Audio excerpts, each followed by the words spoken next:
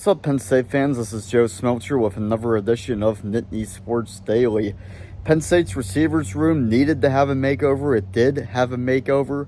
Gone are Harrison Wallace and Amari Evans, the top two receivers from last season. Julian Fleming also graduating. In are Devontae Ross, 1,000-yard receiver at Troy in the Sun Belt. Kyron Hudson, who has years of Pac-12/Big Ten experience at USC, and Trevor Pena, an all-ACC performer from Syracuse. There's a lot of questions still. How good is Devontae Ross going to be in the Big Ten when he's playing against Power 4 secondary as opposed to the Sun Belt? How good is Trevor Pena going to be? Because before last season, he didn't really do a whole lot through 4 years of college football, and last year he really broke out. Was that the product of playing ACC defenses that weren't always great and Syracuse having a very pass-happy offense, or is Pena really the real deal?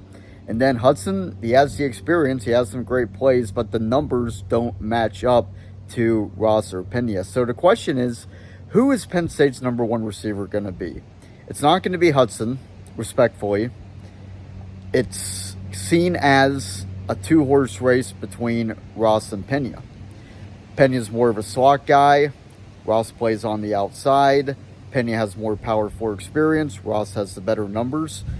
It seems that there's a belief that Trevor Pena is going to be Penn State's number one. That's why Aller and Pena were ranked as the number 9 quarterback to receiver duo in the country per Brad Crawford at 24/7 Sports.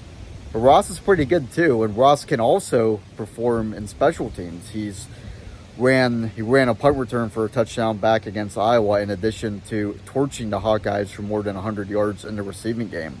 That's a Big Ten defense, for those who didn't know, and quite a good Big Ten defense. Iowa is perennially solid defensively, and Ross torched them. So is he Penn State's number one guy? Is Pena going to be Penn State's number one guy with the year he had last year? Could Hudson surprise people? Let us know in the comment section below. This has been Nittany Sports Daily.